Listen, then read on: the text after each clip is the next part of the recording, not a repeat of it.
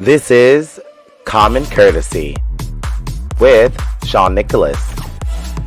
Sneaking the fucking, I'll be like. But I'm like such a. I don't know. Nikki Prue. You own this company essentially, say. Let's just call it like a bread making company. And you have Courtney Harbaugh. Tell me that this, like, you just didn't know. Fucking lies. That's all fucking lies. Angelique Young. Random fling, if we gotta go to the strip club and find you a homegirl, I'm okay with that. And Stephen Galbraith.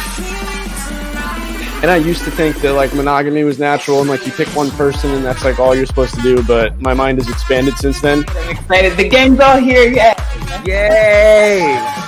Tonight's guest, recording artist Rico Davis, and Billboard magazine DJ Twisted D. Sit back and let's start the conversation. Hey. So excited to be here tonight. Thank you guys for all tuning in to another episode of Common Courtesy with all of my wonderful hosts. I'm so glad the whole team is here. Yay! I get so excited when this happens. This is like my favorite part when we all finally get together. So tonight we have the creator and usual main moderator of the show, Sean Nicholas. Hello, how are you? We have the beautiful and ever wonderful Miss Nikki Prue. We have the gorgeous Courtney Harbaugh all the way from her car. She's so dedicated. I love it. It's actually not my own car, but yeah.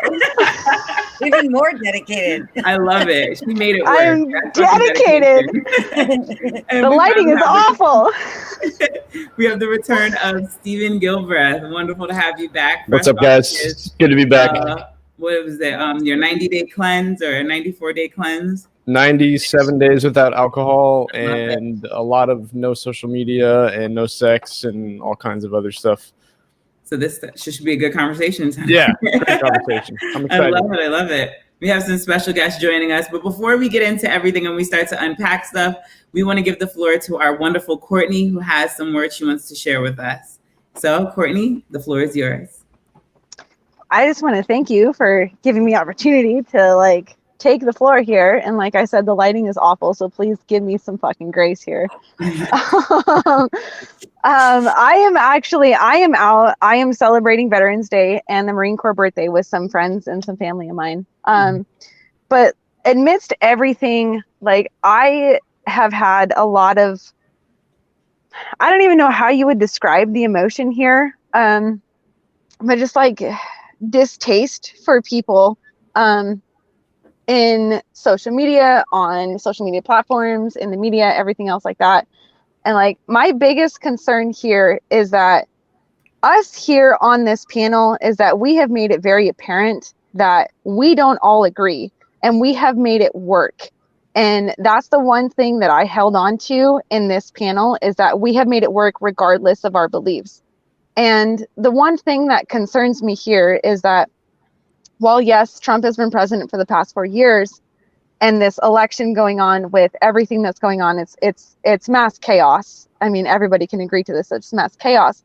But the way that the tone has changed since Biden has become the projected next president, which if that is the case, then that is the case. It is. And I am 100% for the voice of the American people. Whether or not that agrees with my views, politically or otherwise, I am okay with that, because first and foremost, this is America and we are a democracy, and this is what we live for. This is what we stand for. This is what I have fought for. This is what my husband has fought for. This is what countless other Americans have fought and died for, is our democracy.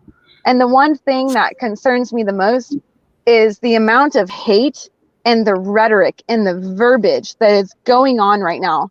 And I am disheartened and I am disgusted by some of the things that I have been seeing.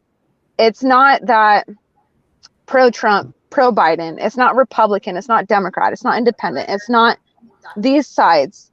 The problem here is that the way that your voices change the moment that you think that you have an upper hand. And that is the problem that I have here. is that don't we all want the exact same conclusion in the end of it, regardless who is sitting on that proverbial throne? Don't we want the same thing? Don't we want equality? Don't we want like love and peace and justice? Don't we want all of these things? Because I know that I do. And if Biden wins, Biden wins. It is what it is. It is not something that I am going to argue about or fight about or any of this. At the end of the day, this is what the American people spoke for. This is it. Will I be happy about it? I won't be thrilled. It is what it is. I don't care. I don't put my faith into one man. I put my faith into something much higher, and that is my own faith, and that is my own belief. But the problem that I have here is that people are calling for the burning of the Republican Party. People are calling for putting the Republicans, putting people who have voted and supported Trump onto a list, putting them on a list of people to where they can humiliate them, they can discriminate against them, they can hate them, they can blackbar them from jobs, from whatever else that they decide to do. Like, this is what our political people from, I mean, it's mostly coming from the left at this point, but these are what people are calling for, is for people who disagree with your political views. They're calling for just fuck the Republican Party. Let's burn them to the ground. These are words from, these were put on social media. These were put on the mainstream media. Burn the Republican Party to the ground. Burn the people who supported Trump. How is that okay? Like, how is that? We're all Americans. We all bleed red. And the thing is that I had like 3 pages of notes here. I have them here. They're sitting right here. I don't plan on using them right now. I did, but tonight I was sitting in my kitchen and I was cooking dinner before I left tonight. And there's this boy that came over, and he's a neighborhood boy. Kyle found him. I'm not going to give his story because it's not my place to say this in any public forum. Right. But this boy is 13 years old. He has had a very hard life, and he came over to mow our lawn. He just wanted to make a couple bucks to try to buy something new for his pedal bike. And he ended up being the most beautiful soul that I have met. And I'm standing in my kitchen tonight, and I am figuring out what I'm going to say tonight. And I am in tears because of the words that came out of this young man's mouth. And this young man, he's a 14-year-old black kid, and he has had a very, very hard life. And I feel for him, and I do everything that I can in my power to help him. And he said, you know what? He goes, we all bleed the same color, don't we? I'm like, you know what, son? We absolutely do.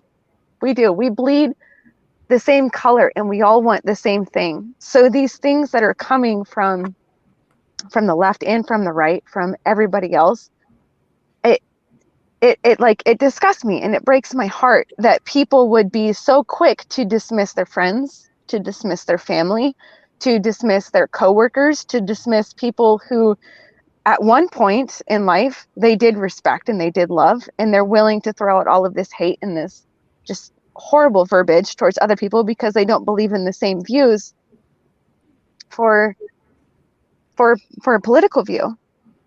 And like that hurts me. And at the end of the day, it's not Trump supporters against Biden supporters. It's not Republicans against Democrats.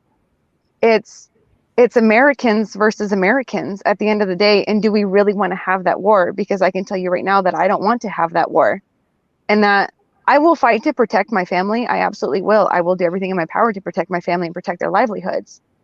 But I don't want to fight another American, and I don't want it to get to that point. And I hope that everybody feels the exact same way. And to everybody that is watching that might not agree with my political views, I just want to put this out there I'm speaking for myself, and maybe I'm speaking for other people, but I'm not going to put that out there because I don't have their voices.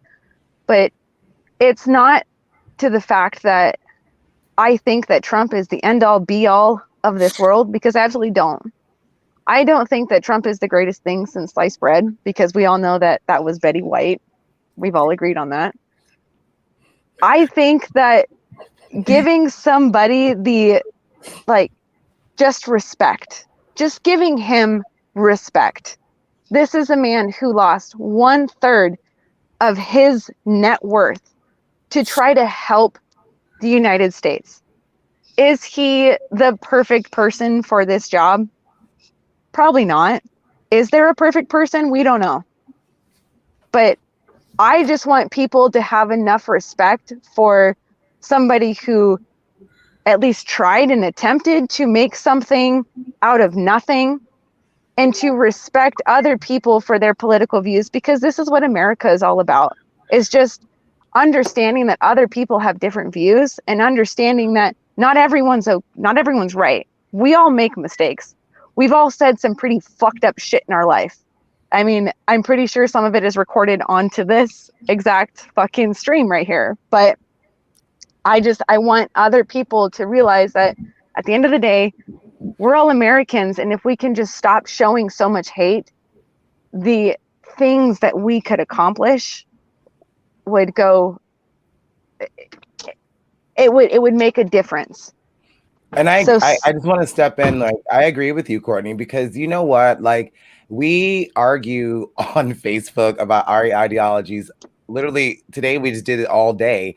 And this girl came in, and Jenna's like, you know, it's so great that you guys can be friends. And even though you guys have different ideologies, I think the answer here is, once we figure out, you know, with the election, once we figure out all the numbers and the statistics, it's going to take not only us as fellow Americans and us as panelists on this show, but it's also going to take the people in the larger part of the government, including the president right now, to call for unity. Because we can sit here and talk and do all this, but, you know, unless we get that unity from both parties, from both presidents, incoming and outgoing, you know, we're not going to have that, you know, peace. And I think that one thing that we can do is just hope and pray that, you know, once we figure out who's the real president, that the transition goes well and the transition is peaceful and respectful. But here's the thing, is what I'm trying to say is that the responsibility does not rely on the president, whoever that is, and whoever that is to come. Well, because right now it's Trump, but whoever is going to come, it doesn't matter whether it's this year, next year, the next 4 years, or 10 years after that. It doesn't matter who the president is. He can say, fuck all of the Asian people. They're all horrible. Kill them all. Move them out of the United States. They don't belong here. Fuck this country. He can say that.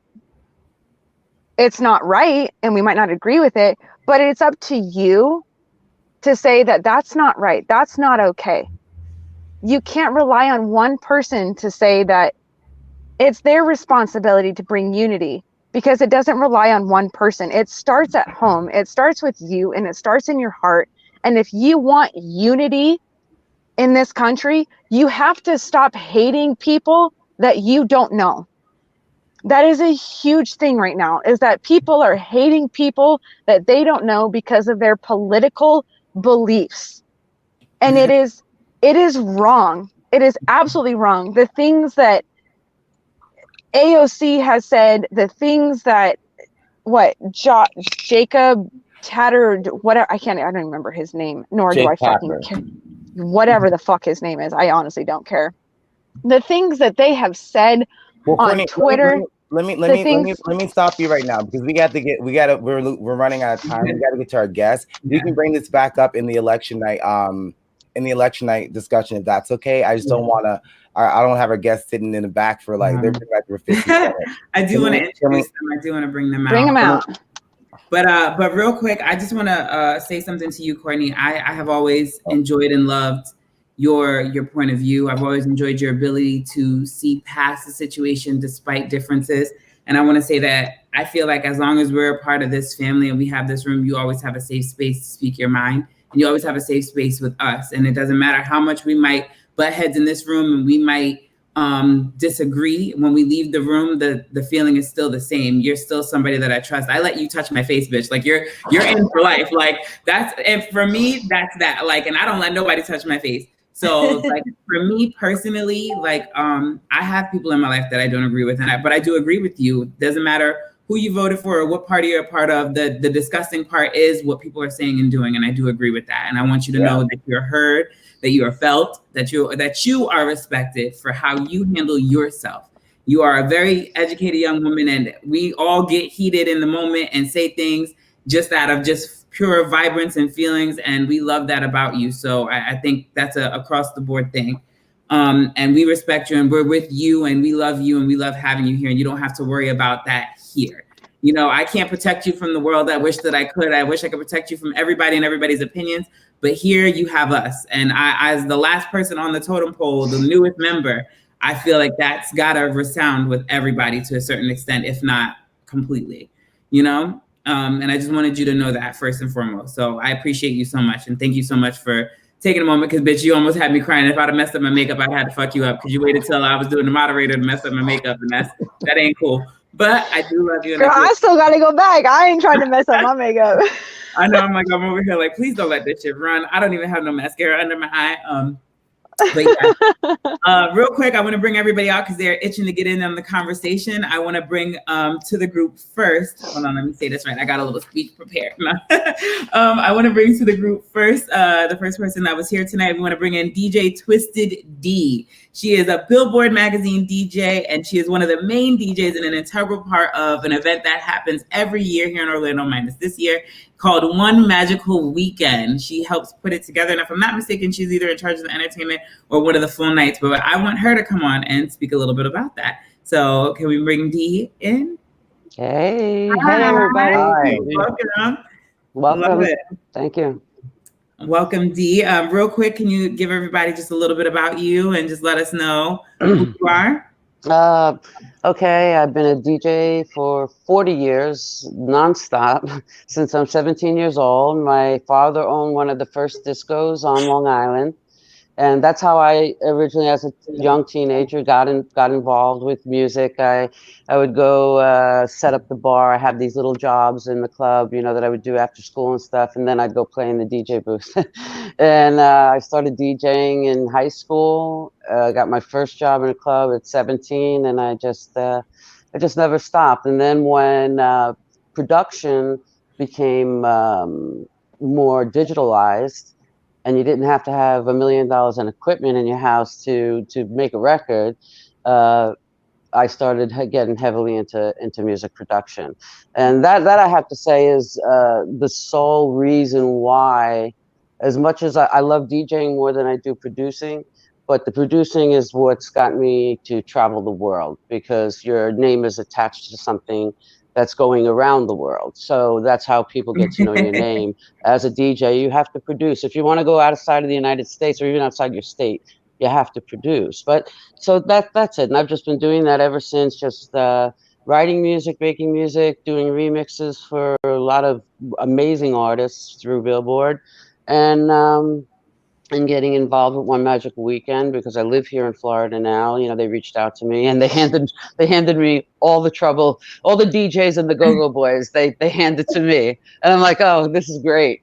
My job is going to be easy, you know. But it's fine, and I love it, and I love the weekend, and I love being involved. But that's really my story. You know, suffering right now, bad, but it'll get better. Oh, well, we're glad to have you, and I can't wait to hear your opinions on all the things we got to talk about. But next, before we go into that, I want to bring on our other special guest. I actually want to take the time to bring him in because he is an integral part, and I want to hear his opinions as well, too. We want to introduce Rico Davis. He is an artist that is, I believe, New York based, correct? Yes, I think he's on the West Coast for the week, but he lives in New York. As far as I remember. Yeah, I was like, I thought I said a lot of New York love, if I wasn't mistaken. But his main hit, Disco Love, has over 300,000 plays on Spotify. You can find his information on there as well.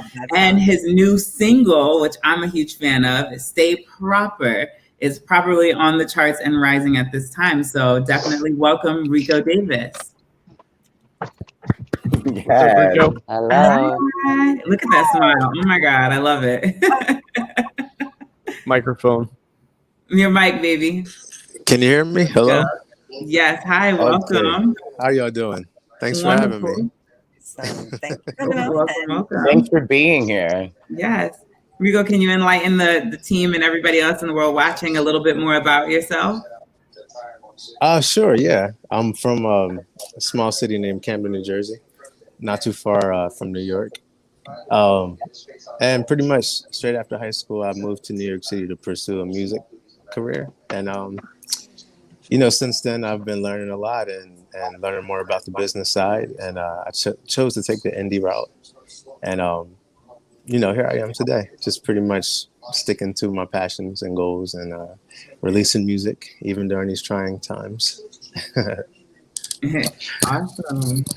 Yeah, I well, have we're a glad to question. have you. Go ahead. Well, I have a question for DJ Twisted D, and then first I'm gonna go to Rico because I know him personally. We used to work Yeah, together at this place called Mother Burger, yeah, man. and yeah, a long time ago. And I would always see this young man dancing and practicing in the mirror. And from the untrained eye, you would think this person's crazy, but like what is he doing? But I Uh, understood he's rehearsing. But your new song, Rico, "Stay Proper," has this island feel. I mean, can you tell us like where? Because we're gonna listen to it after this interview. But where did you get the inspiration for that song? Like, because I love it.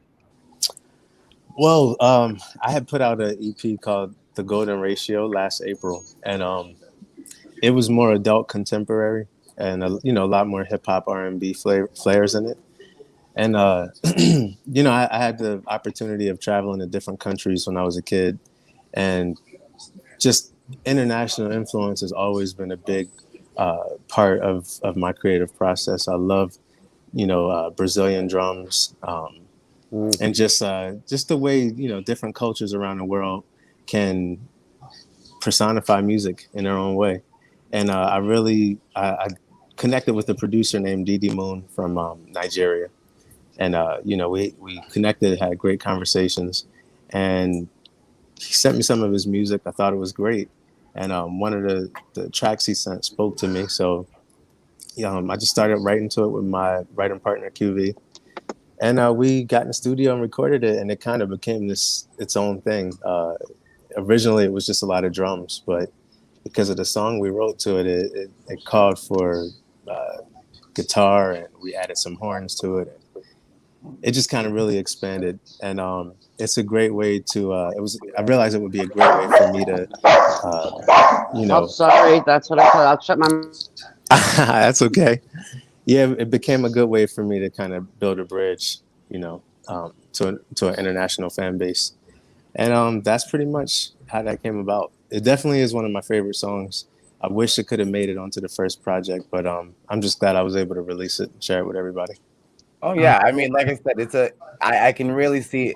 Now that you explain it to me, I can really see all those influences in you. But let me go to DJ Twisted D. Are you ready? She's still muted a little bit. Yeah. Hold on. I'm back. I just don't want you to hear any background noise because people just walked into my house. I'm sorry. It, please. I'm sorry. I love the comment. That made me so happy. I feel like I know to roll now. Okay, continue. We were talking about you doing earlier in the backstage before the show. You were on Twitch. Now, how is that going? Because you said you had some technical difficulties once before, right? Like you were trying to get used to it. How are you getting used to it now? Like, how's it? It's better. It's a learning curve, and I'm not not that I'm not a good. I'm a great learner, but it's like I got it to where I like it, and it's like I don't want to know any more about it. But there's still like a ton of stuff to learn about it.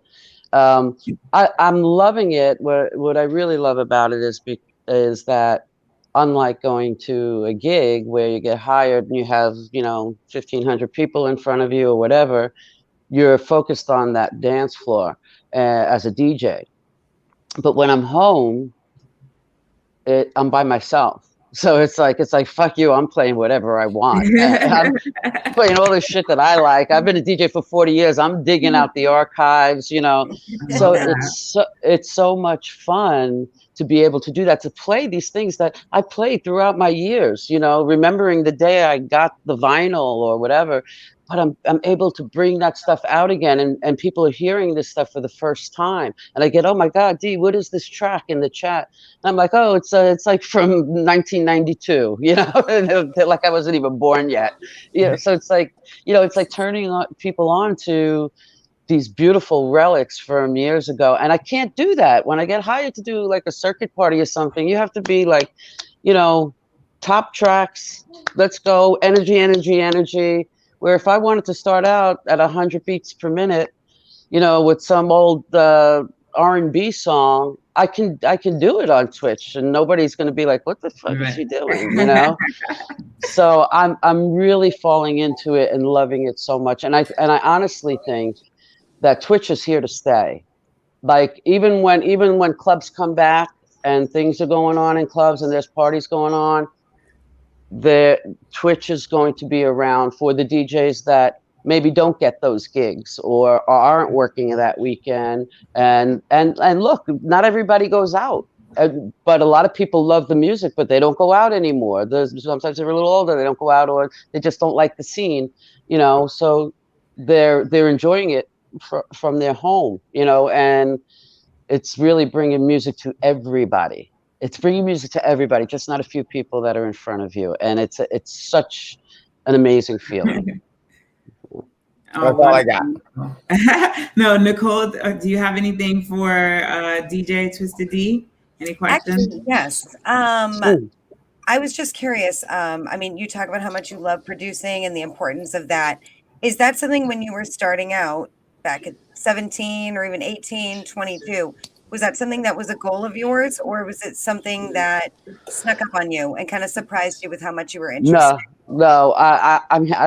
This is so silly, but I remember when I was like maybe 8 or 9 years old, That's why I asked. making my own guitar, out of pieces of wood and rubber bands, because I wanted to create music. I wanted to do something musical. When I was a kid, my mother brought me one of those close and play record players, and I never went anywhere without it. I had my close and play in one hand and my little thing of 45s in the other hand, and I carried them to my grandmother's house, wherever it was. I just give me a plug, I plug it in, I want to listen to my music. So like I don't know how it happened, but when I was a kid, this is what I was doing. So I think it is something that is like a subconscious thing rooted in. Yeah. I think you're just musically rooted and creatively rooted. Yeah. That's awesome. Yes. That's great. Yes. I mean, good for you. Like, good Thank for you you. living out your dream. That's it is, and that's like it's like so much fun. As much as I'm struggling now, Nikki, and all of you, I could say like it's given me the best life I've ever had. I've traveled the world. I've been almost on every continent, and not a lot of people could say that. No, I don't have a lot of money in the bank. I make my money, I spend my money. I'm one of those. I could be dead tomorrow. It's all going. But I am. I'm very undisciplined when it comes to money. But we all in some way? Yeah, we all are. We all are. Yeah. But you know, like my mother and father, you know, till this day, I'm 57 years old. My mother and father will still, like now, because I'm out of work, this is what my father says: get a real job. I'm like, this is my life. This is a real job. This is taking me around the world. Which one of your other kids can say that? Which one of your kids could say they were on the Great Wall of China like 10 times? You know, it's like you good luck. Yeah. You know, people see what's right in front of them. I was just telling a friend of mine that too. He's an artist going through what you're going through. We're all going through it, and I told him the same thing. Like, as much as they want to believe in what you're doing, they're indoctrinated by you know, the 9-to-5 programming. So it's not even that, Rico.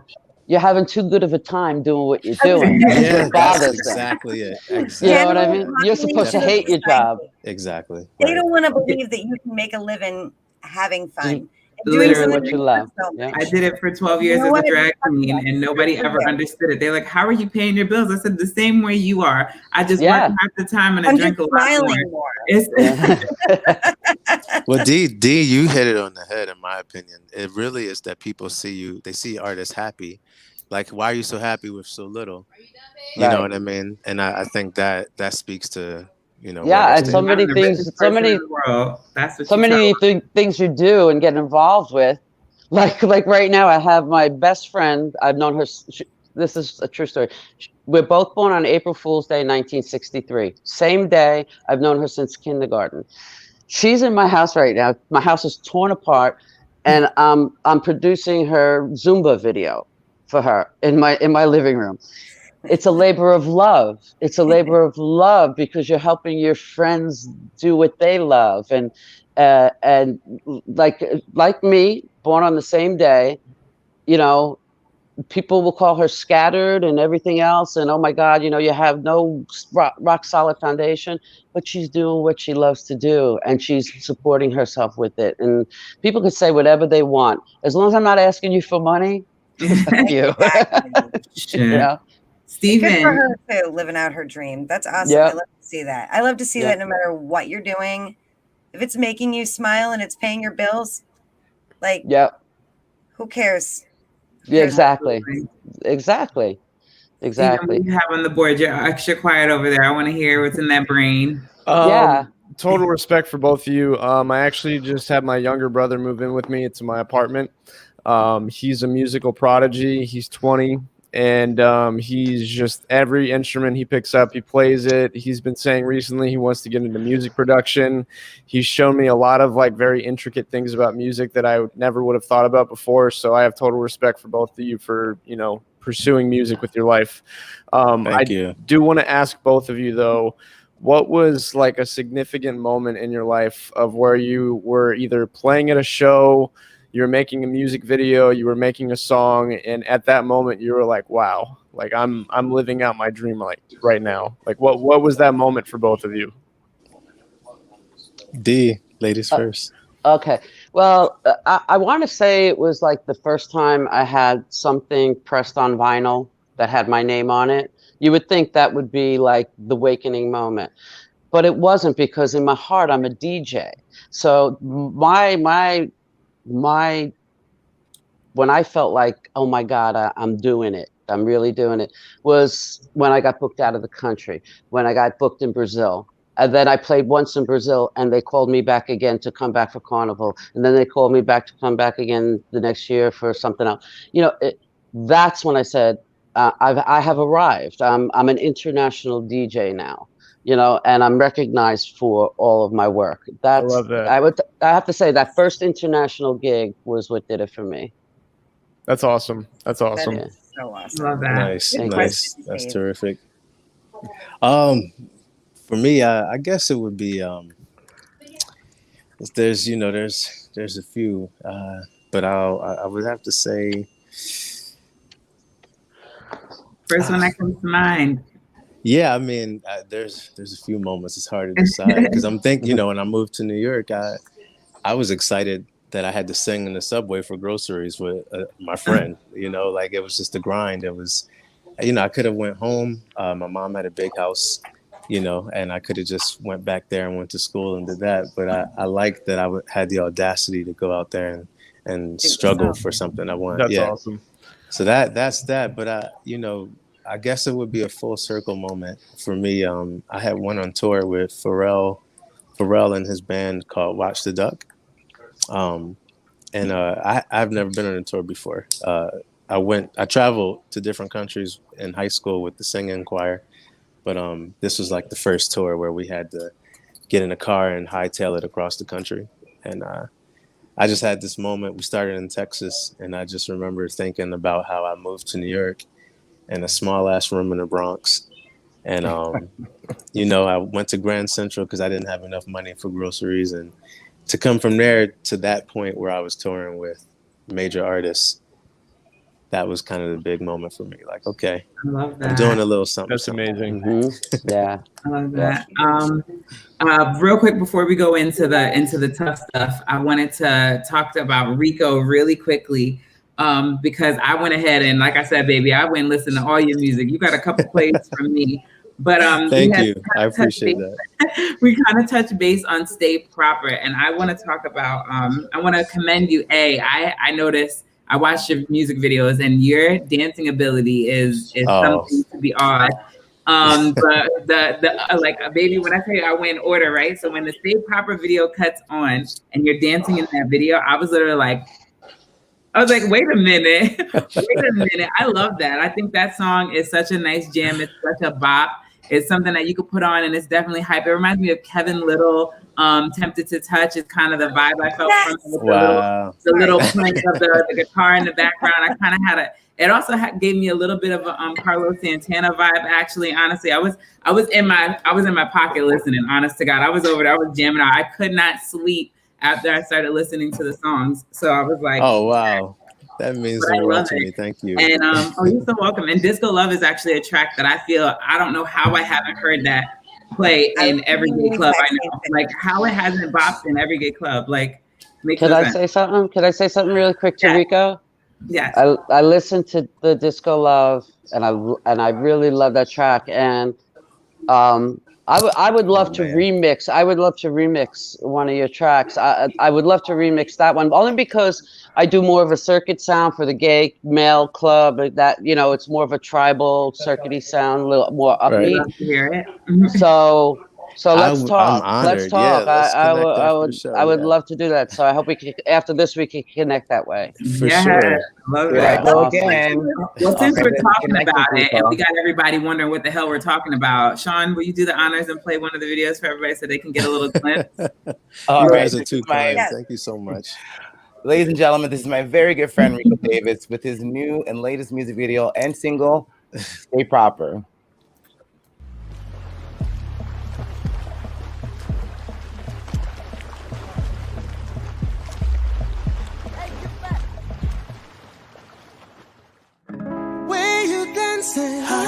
Body romancing.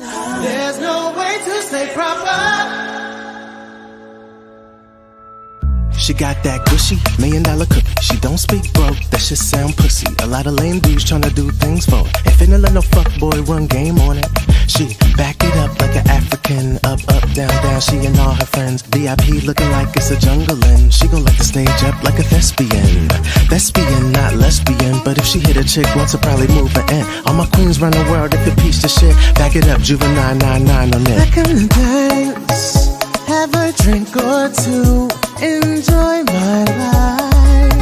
Enjoy my life. You come by chance, love I have trouble, and a slow wine.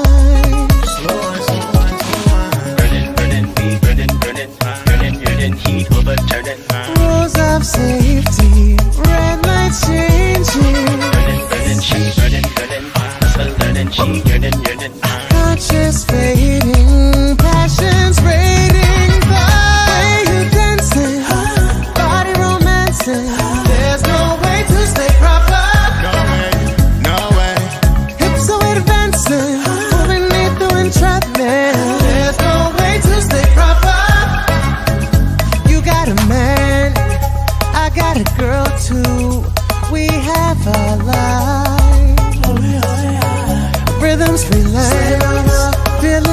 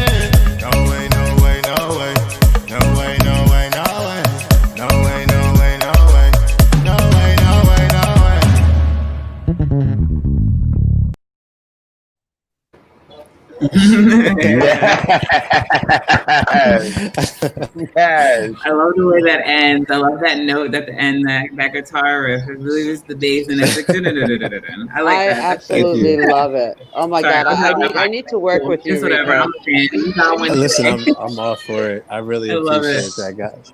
My niece I love likes it it. too. Sorry about that. Hold Oh, on. that was the cutest thing I've I, ever. I appreciate that. Thank you, guys. It means My the world. mother, Awesome. Thank you Yes, for yes. like coming on and talking to us and sharing that with us, because it's like I think what all of us need right now. It's like the perfect like happy beachy dancing music. Good stuff. We Good all stuff. need Absolutely. a lot. Don't want summer to be over. I love it. I Yeah, almost you know, knocked down. Sorry, I almost knocked down this damn laptop. My ass has. I've heard this song like so many times during the week, and I'm feeling this bitch dance. I'm like trying I to was pop like, this ass, you know. Right, I'm over here trying to learn the dance moves. The girls was doing it the up and down. I was like, oh, I'm wearing a dress right now. Y'all can't see it, but so I can't do much of nothing. It's penciled out, but I feel it. keep it classy.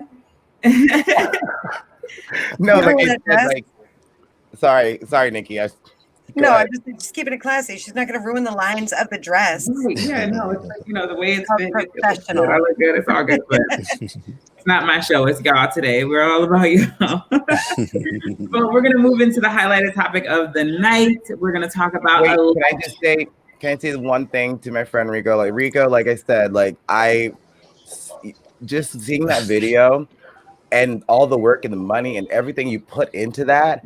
Like I said, you have grown. Like for me, this is your moment. This is your year. I'm gonna try to spread this music in St. Petersburg and in Tampa because they would love this music. I was driving around just, making that ass clap. But sorry, Angelique. No, what do you say? Sorry No, to me for.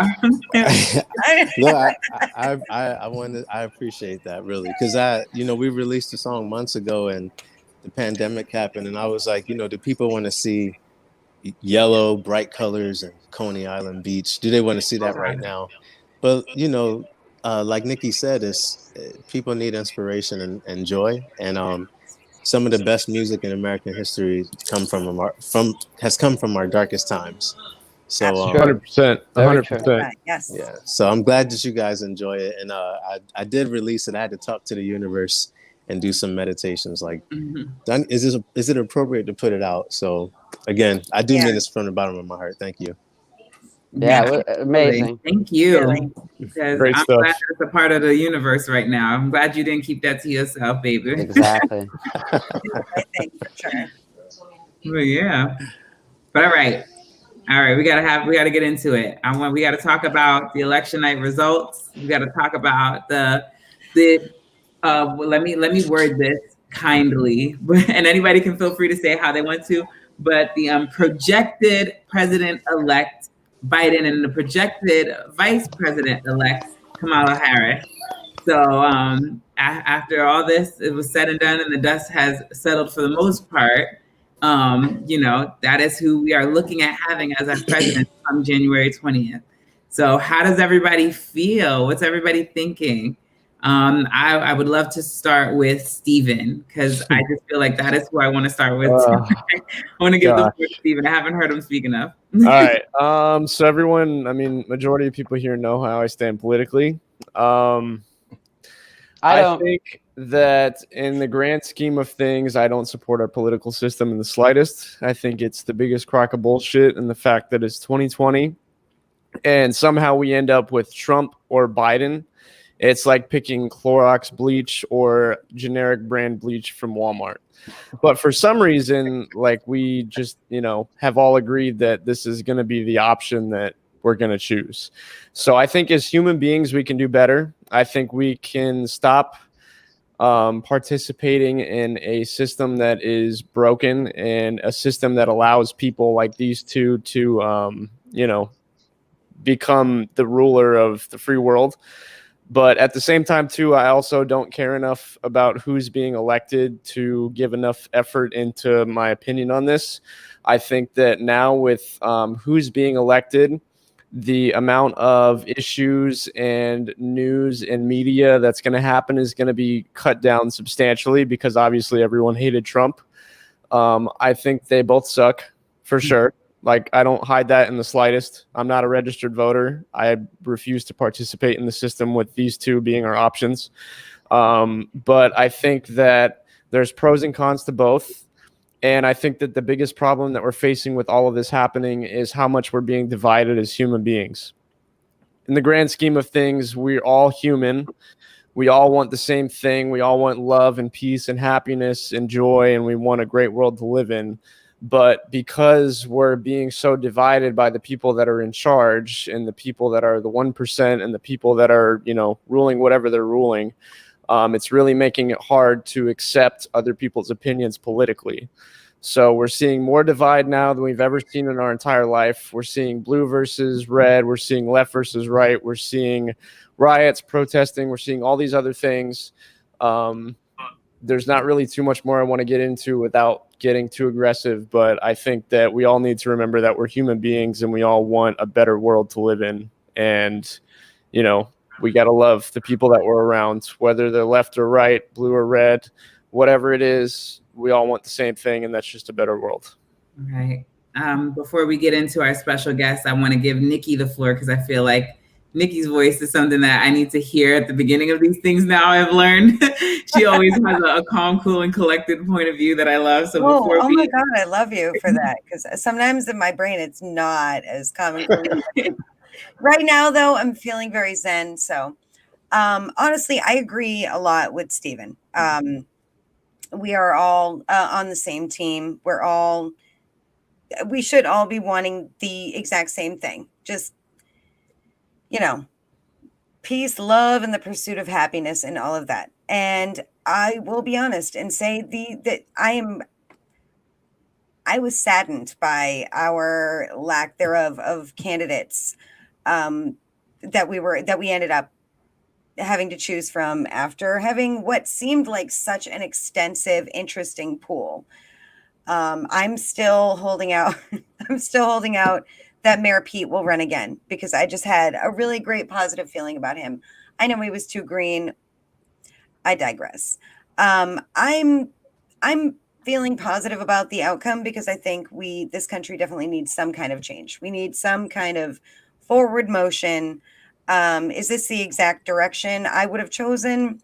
No, but I feel like it's at least a path that juts out from the road that I would have liked to have taken. And, change happens slowly, as we know. It happens slowly and very fast, but a lot of times slowly. So I'm hopeful that maybe we can make some positive changes, put some actual, more morals back into the country in a lot of different levels. I'm just kind of looking forward to the change. I really did give it a chance.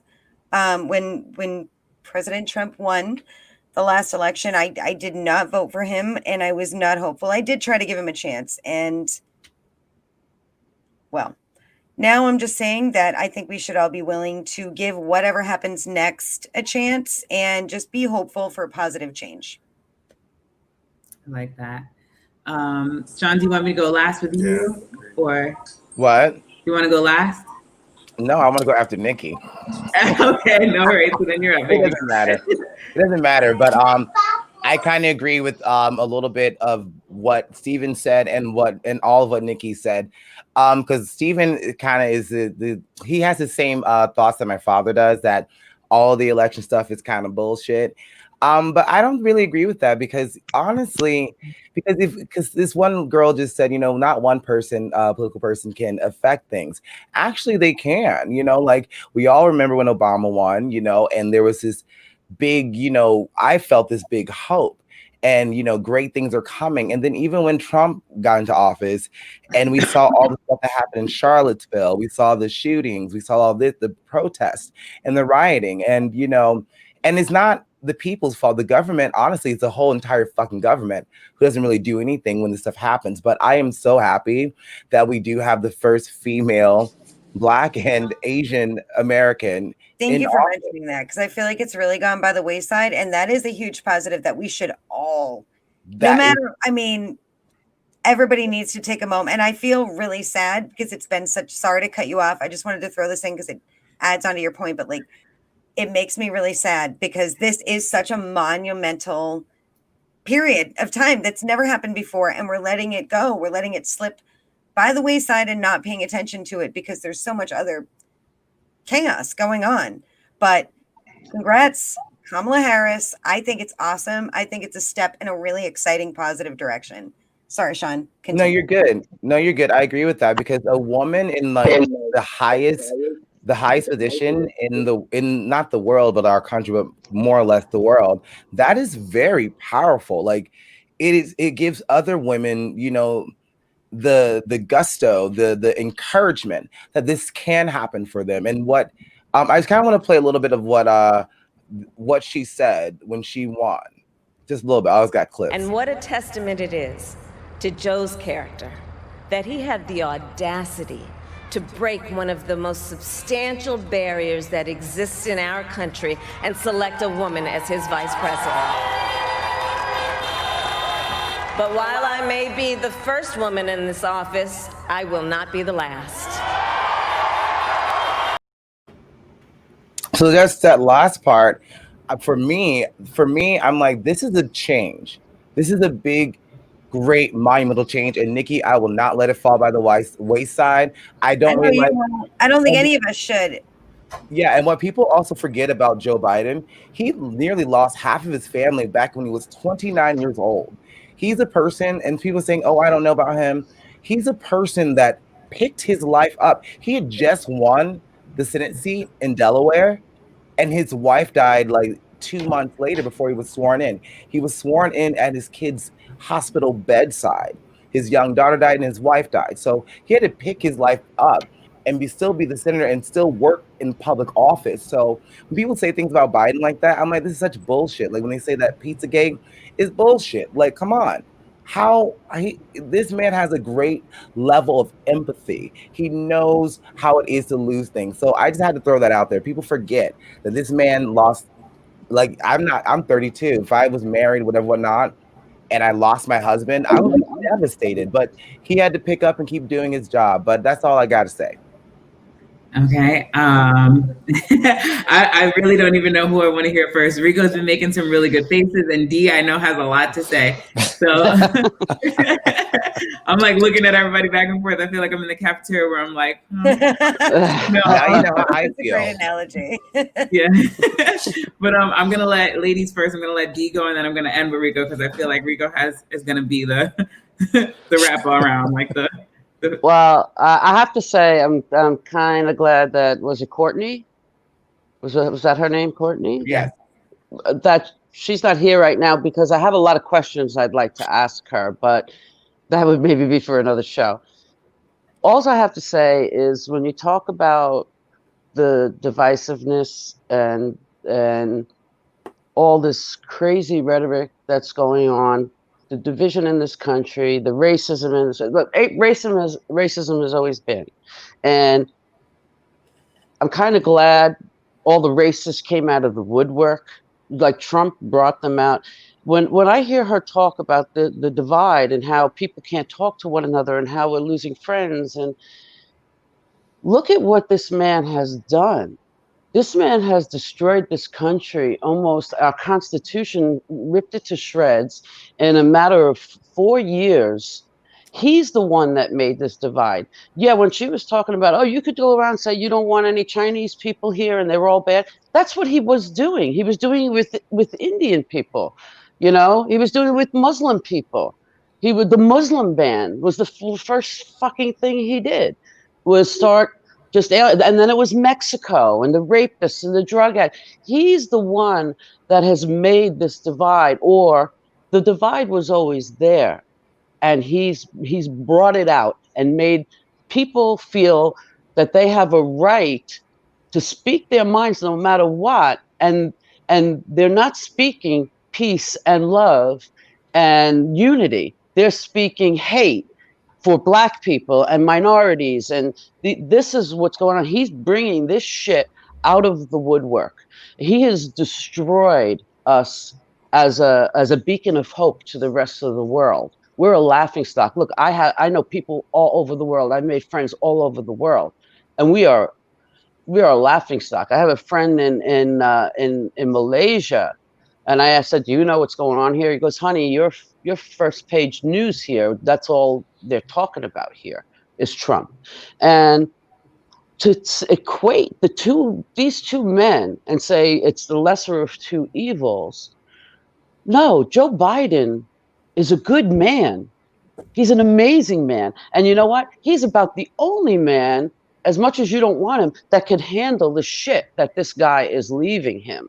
Okay? He's the only one that can bring unity back. He's the only one that can, because he's been a senator for 40 something years, and he knows all the Republican, he's friends with Republican senators. He's about the only guy you could put in there to get things done. If we had a Pete Buttigieg or a Amy Klobuchar or Elizabeth Warren president, they could not make those connections. So people don't understand how perfect Joe Biden is for now and how perfect Kamala Harris is for now. And one more thing, I mean, I could go on for forever if you wanted me to go into details, but look at, like, when she was saying, you know, all I see now that with this election is all this hatred. No way, honey. What TV show are you watching? Because I'm seeing rallies around the world. I'm seeing them shoot off fireworks in Germany and in Paris for us finally getting rid of this shit stain on our democracy. It was like the third movie in a Star Wars where all the planets are like, yeah. Exactly. You know, everybody is cheering for us around the world. Look at the people that came out into the streets. And let me tell you, after that election, I was scared because I was afraid these Proud Boys and with their trucks and their flags were going to start taking over the streets. But instead, the American people flooded the streets in rejoice and happiness in Times Square, in Philadelphia, in every city, out in the streets, thousands and thousands of people in unity, with no opposition, just wanting this, bring us this message of hope because we so desperately need it. So I will say, fuck Trump and fuck anybody who wants to sit here and defend Trump to me, because I will go up one side and down the other. Okay. He is everything that a Christian is not. He is everything that a president is not. He is everything that a human being is not. He's just a plain old fucking sociopathical idiot. Okay, he's stupid, he's ignorant, and he's selfish. He's a sociopath. He's a sociopath.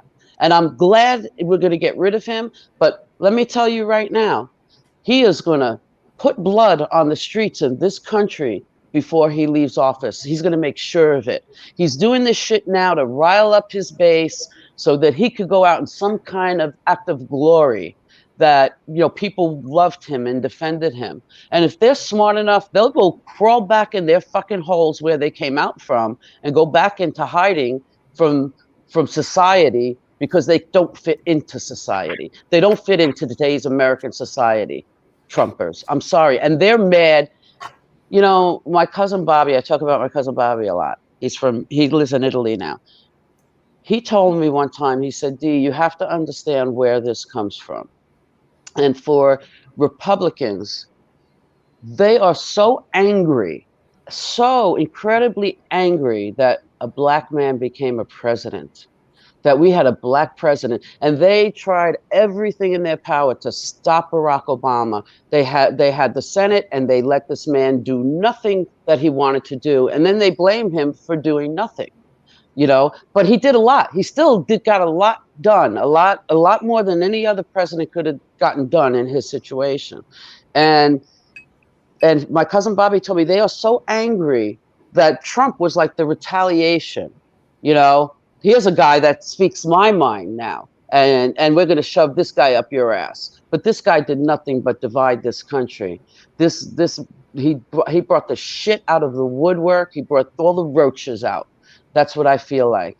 And now it's time for them to all go back into their corners, because we need to progress. Okay, because we have every color in this country. And you're right. She was, you know, right with the story with, you know, oh, don't we all bleed the same color? You're damn right.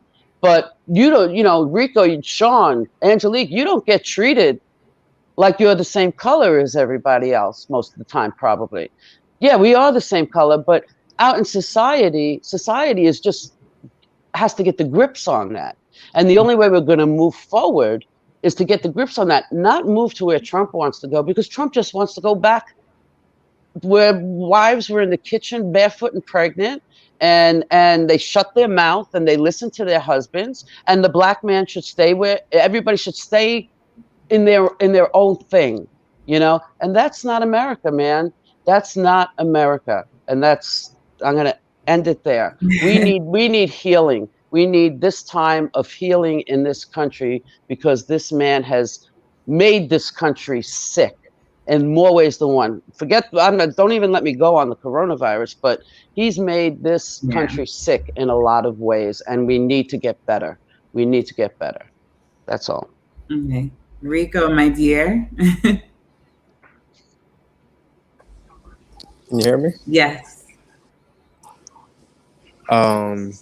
Very passionate. It's tough to follow that. I'm sorry. No, don't be sorry for it. That's what it's for. It's emotions, it's energy. But I'll say this, Stephen, I'm on his wave. I subscribe to more of the metaphysical aspects of life.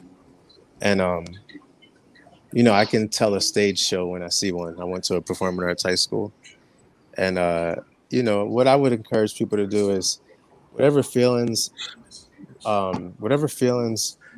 are brought about within you from watching this election, I would take that as an opportunity to do some self-reflecting. Ask yourself why you feel the way you feel, why you feel the anger towards this particular person and what they're doing. And when you do that, you kind of realize that a lot of it is our own self-growth and things that we need to develop within ourselves. And I think when we start there, we won't end up having people like Trump in office in the first place. But I do believe, because we're so focused on criticizing each other instead of, developing ourselves, I think we allow other people to come in and basically govern us. And we don't need this much governing. The United States government has done, I guess, great things. We've done great things as a nation, as a people, but we've done some terrible things too. And I think the less we point fingers at each other, the more a lot of these problems in our own land will be resolved. So that's all I'll say on that. And as far as Trump and Biden, again, I'm with Stephen. Two peas in a pod. If they saw my black ass right now in Cherry Hill, New Jersey, they wouldn't see me any different than Trayvon Martin. And it's not because I think either one is racist necessarily. I just think we're all subjected to the same indoctrination and programming. And again, until we all stop and look at ourselves and, do some self-reflection, the shit's just going to keep going. But Rico, that's unacceptable. It's unacceptable that somebody should look at you and treat you differently. Agreed. It's unacceptable, and we need to move on from this shit. I agree. Here's how they see us. Here's what I would say. It's unacceptable. See, I don't accept it at all. It's not even on my radar. And the way I see it is, life is a balance. You can't ignore something to the point where it becomes detrimental. However, you can't tune in so much that it becomes destructive.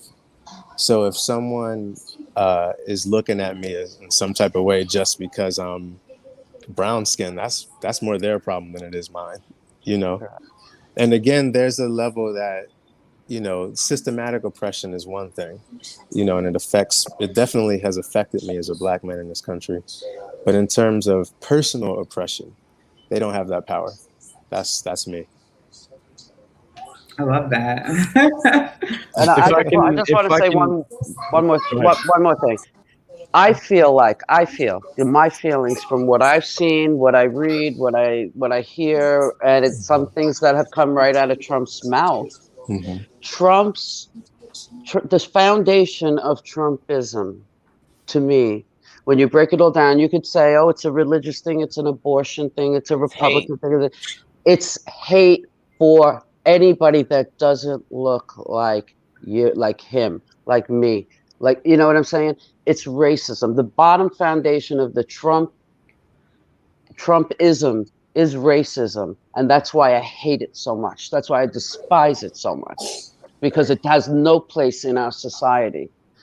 Period. Look, black people are probably going to be the majority soon, and Latin people. You know what I mean? Then you know what? You know what I mean? You got to treat every person with respect, no matter what they look like, how old they are, what color is their skin, their hair, their whatever. We And all I bleed the agree with same. that. I We don't all knock bleed the that. same. I So do. for me, Trump is like the antithesis Hmm. of evil. What is going to bring evil into our society again? It was there. We're trying to get rid of it. It's taken us a long time, Hmm.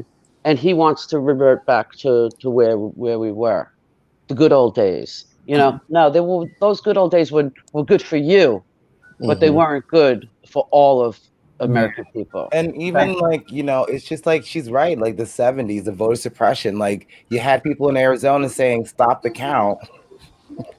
And then you had people in Pennsylvania said, no, that was in Pennsylvania. They said stop the Stop count. the count, but keep going. Arizona, And they said, keep Yeah. counting. So I mean, like everyone's voice deserves to be heard. And when you Yeah. suppress people like that, I feel like that's just the wrong thing to do. And it's not where we want to be as a country or even as a people. Like, and I agree with Rico when he says, self our self evolution has a lot more to do with us. But at the same time, and a lot of people are indoctrinated, but that indoctrination is more or less like church and shit like that, like or other things. But I can't sit here and deny that what I've seen throughout this political process, even now, him holding up concession and conceding to Biden is affecting all of us it's because affecting all of us. But this is what he wants, it, Sean. He yeah, well, I mean, wants yeah, this. that's and you said he's a sociopath, and I agree with you because sociopaths don't really care. They don't And care about when anybody you're but themselves. right, when But you're holding money up, I it's don't want because to. I don't mean to interrupt. But what I guess what I'm saying is more like I'm speaking as from a brotherly perspective to both of you. It's right, one of those things where it's like you're passionate, your righteous passion is totally spot on and deserved. However, I still have to be the anchor to reel you back in. You can't subscribe too much to the bullshit because it starts to destroy you. And all I'm saying is look at it like this. You have the yin yang symbol, right? The right. yin yang would not be special without both sides, the light and the Hmm. dark. And you can spend all your time hating the dark, but the reality is you would not appreciate the light without it. Right. And that's how you got Understand. to view Trump and them. Not saying you agree or advocate anything they do, but at the same time, you can't. The more you hate it, the more energy you put into it, the more life you give it. That's just the Rico, reality. are you gay? No, Are you I'm not. okay? Well, here's what Wait, I'll hold say. on, hold on, hold on. I Wait, got wait, another wait. question. Are That's you a woman? Are you a woman? no. I'm a man. Okay. Okay. So Trump, not only is it the racist thing, it's a woman thing too. Hmm. Hmm. Okay.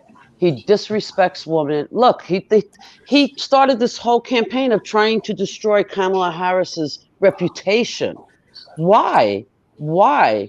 He's so afraid of change. He's so afraid that we're going to progress into, and black people are going to have power, and women might have power. This frightens this man. Right. He's crazy. When he's going to take it, he wants to touch my rights as a lesbian, not only as a Hmm. lesbian, with his taking trans people out of the military and going after gay marriage and putting this Amy Coney Barrett on the Supreme Court. You know, when you look at those things and they're coming after my rights as a woman to do what I want with my body, Hmm. I'm going to be very passionate. Of So course. where you could maybe take a little more of the middle position as a woman and as a lesbian, I got two more reasons to hate Trump. You know what I'm I saying? get you. I don't knock that. I will say this. A Caucasian lesbian won't get shot down in the streets. So I think we both, no, neither Right, one of us are in the middle. So I right, definitely No. give right. you that. But my thing is just, Here's the Good reality. karma. You just want to put out positive energy, and I get that. I totally understand no, that. it's not even that. It's not even putting out positive energy. It's more so I see how it's affecting the people I care about. And I don't want them to lose their focus in their fight. However, it's like running a business. You can't take that shit home with you at the end of the day. You have to leave it in the office. Right. So all I'm offering is the concept of balance. That's all.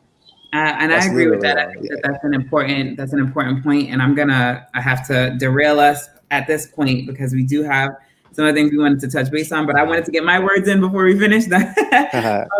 No, just really quickly, I wanted to state that with the election and with everything, I think having been through so much between the last 4 years, the last 16 years, the last 24 years, we have to acknowledge the fact that change is always the direction we want to move in. And we can't move in that direction if we're holding on to the past, and we can't appropriately aim for the future if we're always aimed in hope. A lot of times we have to be grounded in reality. And I love the concept and the ideation of balance, because there's never a perfect candidate. There's never a perfect person. There's never a person who's going to stand on the panel and fight for everyone equally, because everyone is different and everyone needs something different. And everyone is in different positions in their life. We're not all at a same standpoint. We don't all come from the same background.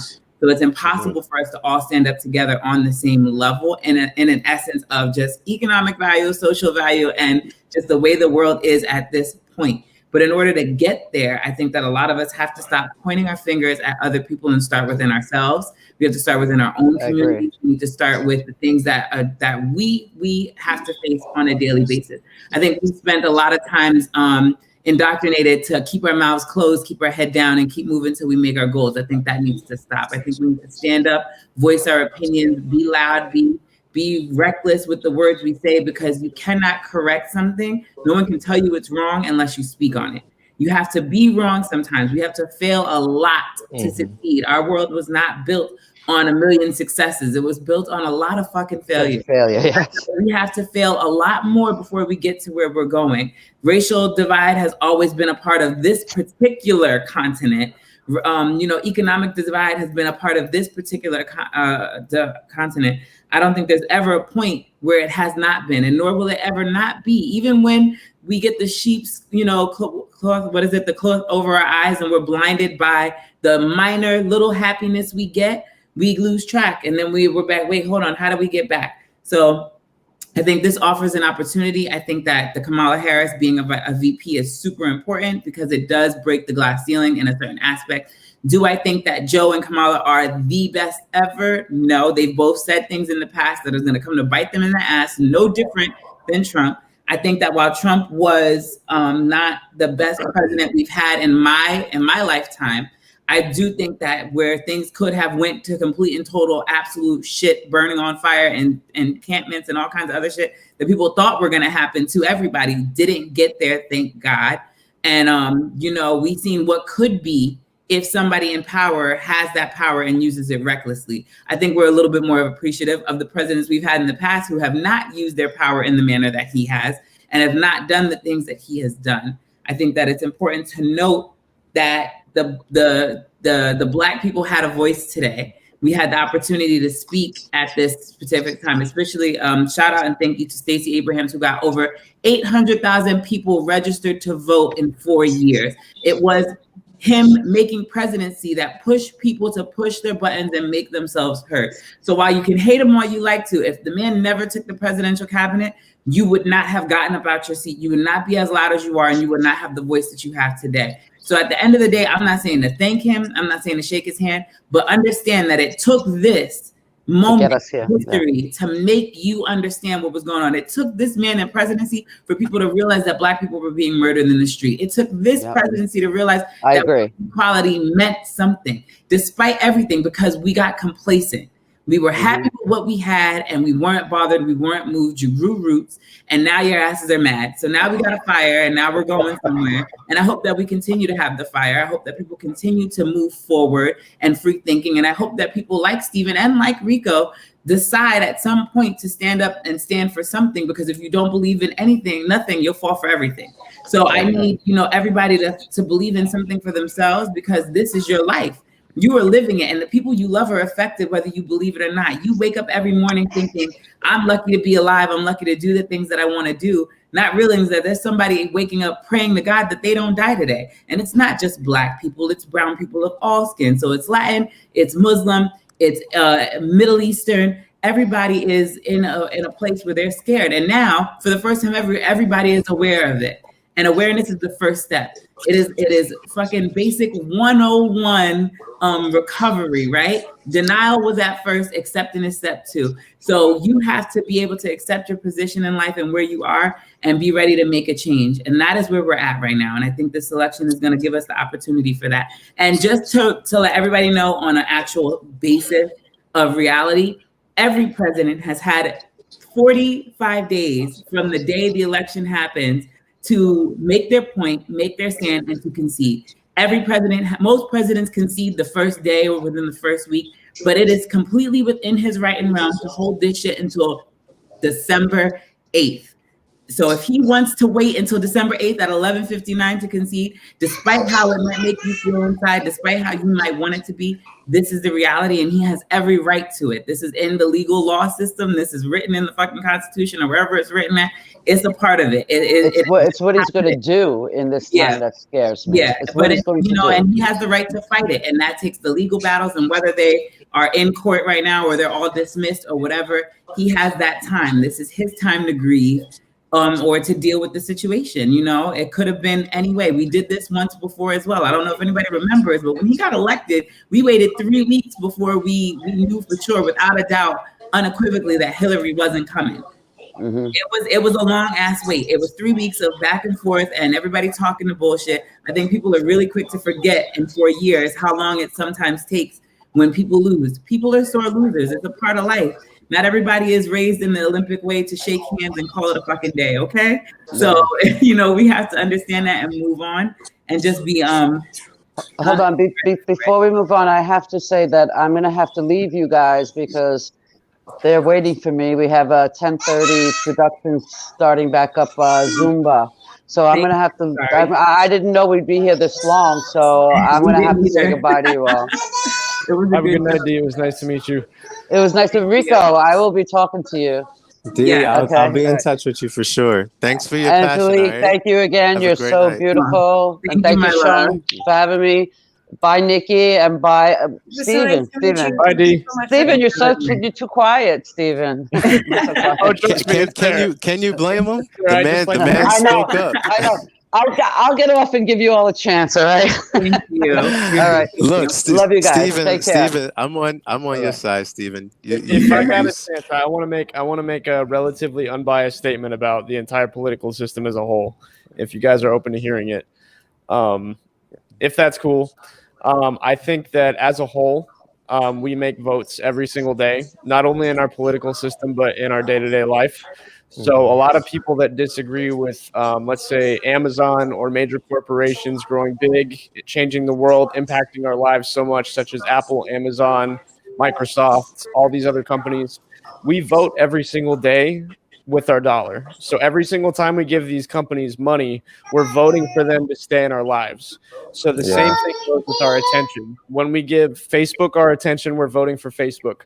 When we give political opinions our attention, we're voting for those political opinions. When we give news stations, all these other things that we're so wrapped up in on a daily basis, our attention, we're voting with our attention or our money. It's one way or the other. So the more and more we continue to participate in these situations that we get wrapped up in, this is the same reason why we end up with two presidential candidates who, in my opinion, I think both suck.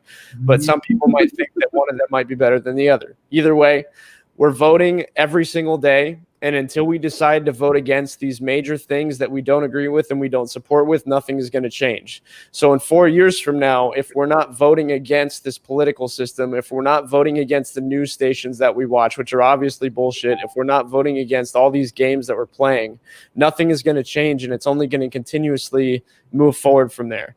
So the main point that I'm trying to make is that we're not aware how much we're actually voting for these things and accepting these things in our life. But if we stop watching the news, if we stop watching all these negative things, if we stop giving these things all of our opinions, all of a sudden the people that are at the top are going to have to look at it and be like, wow, 100 million people or a billion people all of a sudden aren't giving us attention anymore. What do we need to do different? And that's the only way that we're ever going to get anything to change or anything to reform, is by voting against these things with either our attention or a dollar. I agree. I'll leave it at that.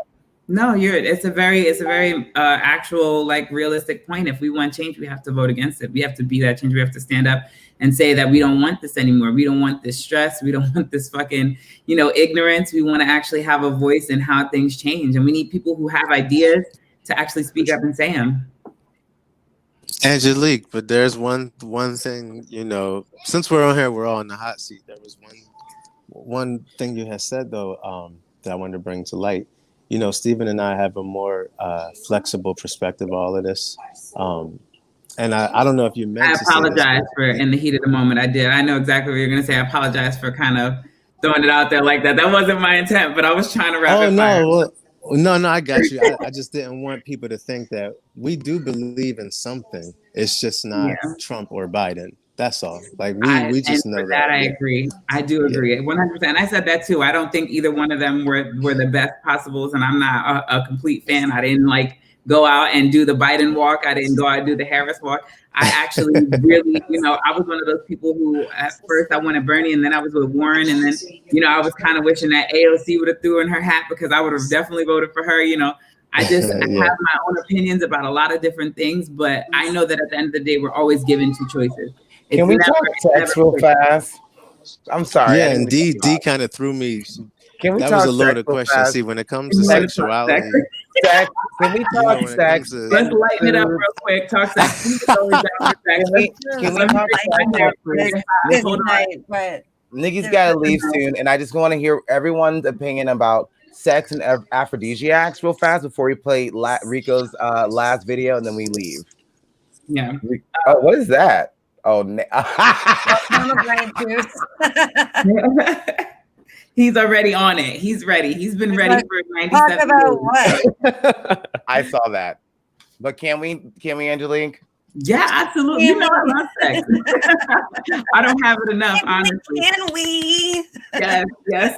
Aphrodisiac. So we had an article that we talked about. We found about aphrodisiac foods, what turns you on. I mean, I could literally talk about what I like, because I'm all about that. I've always been about foods. I love, my vanilla. I love salmon. I love shrimp, oysters. I think all of these things have their little place. Something that I was interesting to find on this particular article was freaking celery. Oh my God, thank you, because as soon as I read that, I said, really? Celery? And ginseng, I was like, I didn't really think ginseng, I knew that was for energy, but I guess if you put it in the right place. It didn't surprise me. Energy. I was like, I was familiar with saffron and figs and pumpkin was one that kind of threw me off. I really wasn't really ready. I always prefer sweet potato pie over pumpkin pie. So I was very, very thrown off. You've been missing out. Maybe. But what are some of your favorites, and what are some of the things you were surprised about on the list? Let's go to Steven. Okay, so I had some 10 out of 10 sex last week with this girl, and 2 weeks before I hooked up with this stripper, and I didn't know that since I hadn't had sex in a long time, I only lasted 2 minutes, but I still got her off beforehand, so it was okay. So the second time around, a week ago, when I had this 10 out of 10 sex, I was like, I'm going to make sure I'm as prepared as possible. So in the morning, I started out with avocado toast, because avocado is really good for you in the bedroom. Yes. And then later on throughout the day, I made sure I drank enough water. And then all throughout the day, I was drinking watermelon juice and blue pomegranate juice, because it opens up the blood vessels, it gets the blood flowing, makes everything work really well.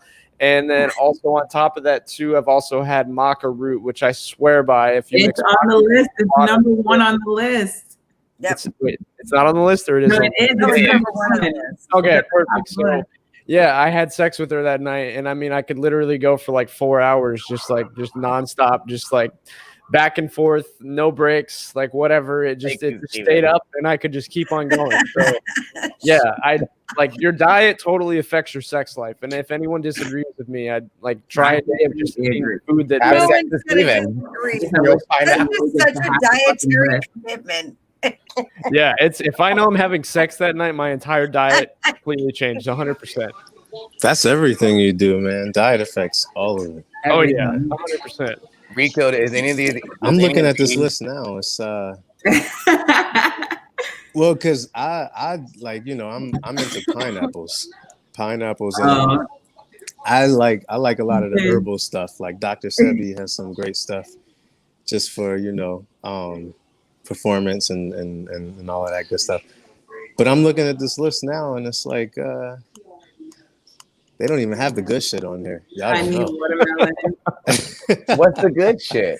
I'm looking at it now. No, red wine, salmon, watermelons, honey. Okay. Watermelon juice all the way. So while he's See, looking I'm at the thinking, why don't I go see ahead. like, you know, whipped cream and shit like It that? is on there. there. It's on there. It's It is on there. It is Whipped on I there? love how they You're say cream, nasty. 30, yeah.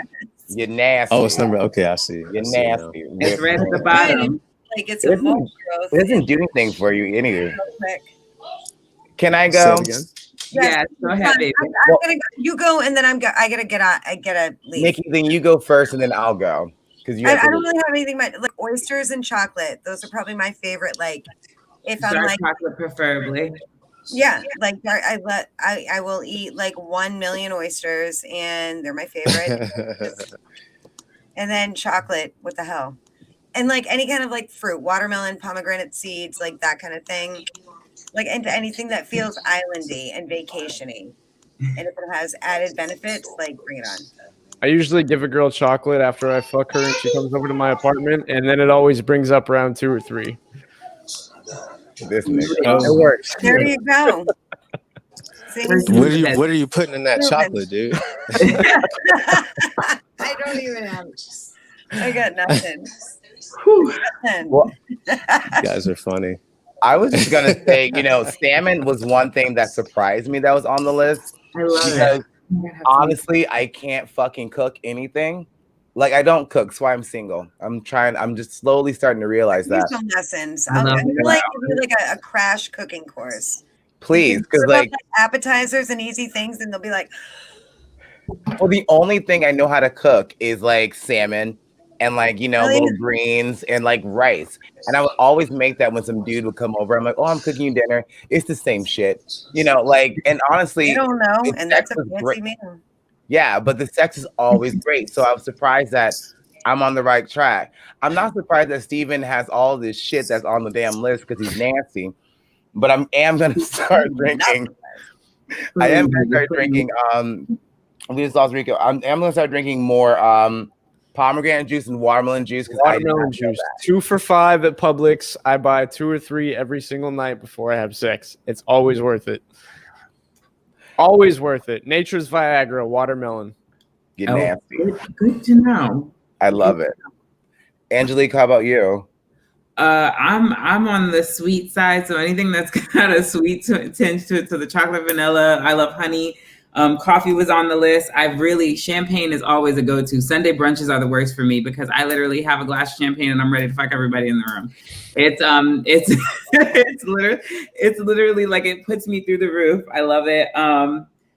Salmon is always good for me. Figs is a specialty. It's something that I didn't get all the time. So fig is one thing that I was like, I know for me, like if he brings out figs, I already know what the deal is. Like I know exactly what's going on. That little fig for dessert, like you have it, and like a freshly baked fig. Oh my God, bitch, it's on. Like I'm like, well, let me just go to the bathroom now and go freshen up, and I'll see you in the bedroom because I'm just like we could just figs. Yeah.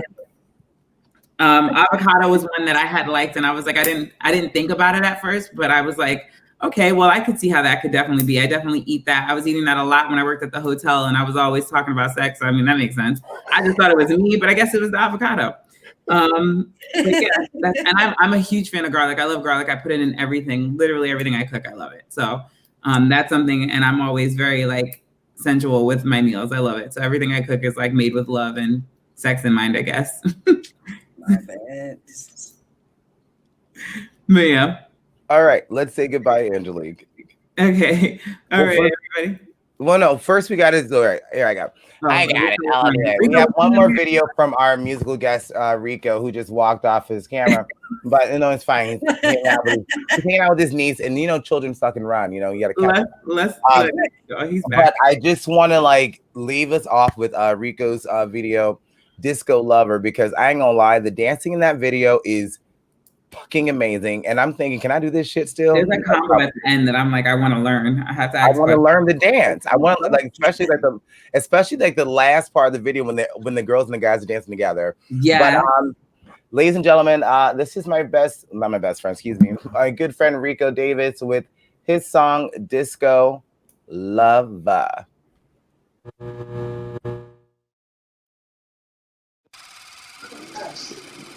Say that one more time. Could you?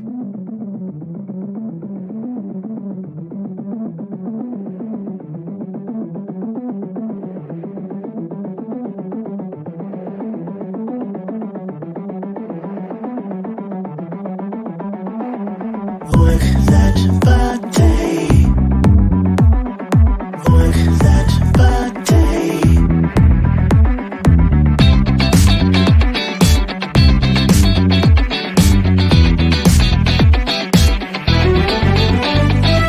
No getting away. No getting away. I'm your love. No getting away. No getting away. Disco. Ha ha, you make me laugh, girl. Who the hell is he? A sense of humor, I like that. Or is it you're crazy? It's nice to Uber, walk you in. I'll tip accordingly. Gotta thank the help, mama raised me well. Now, baby, let us be, yeah. On our way, girl. On our way, girl. To the dance floor. To the dance floor. Work that body. Work that body. Like no other. Like no other, yeah. No getting away. No getting away. I'm your love. No getting away. No getting away. Disco.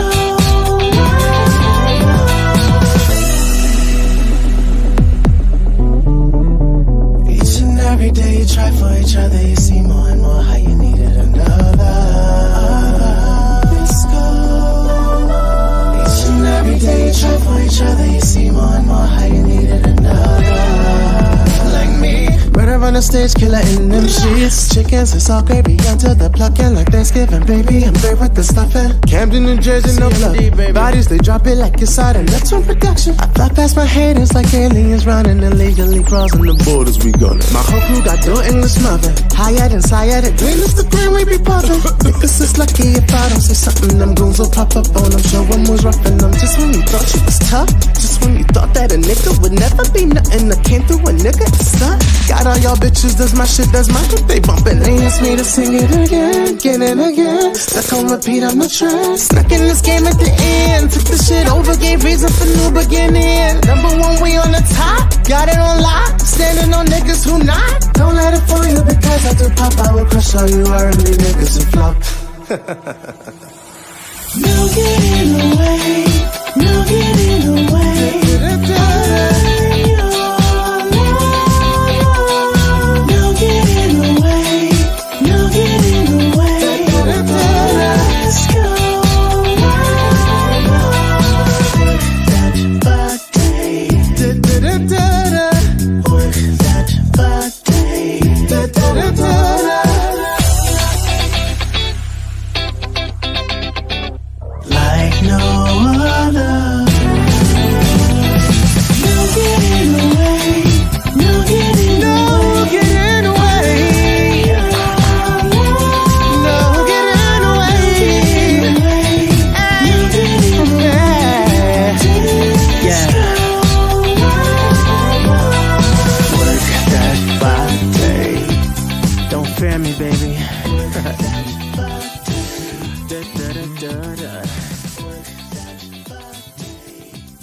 Don't fear me, baby.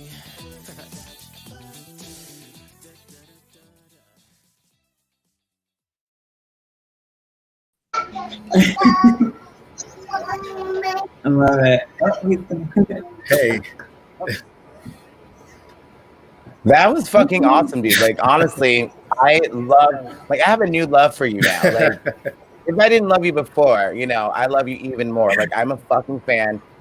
Is there a way? Is there a place where we can? You're on Spotify. Is there a place we can buy and purchase your music and support you further? Yeah. Oh, wow. Thank you. Yes. If you have Apple iTunes, I don't know. Outside of that, you can like Google Play, all of those other platforms where I think you can actually purchase. And if not, the link too, I can like everyone can go to my Instagram or my website, and the link is going to be there too for purchase. And your Instagram is just we search Rico Davis, right? Sorry, yeah, my Instagram is Rico Antonio Davis. My government, yeah. And my website is ricodavisonline.com. So.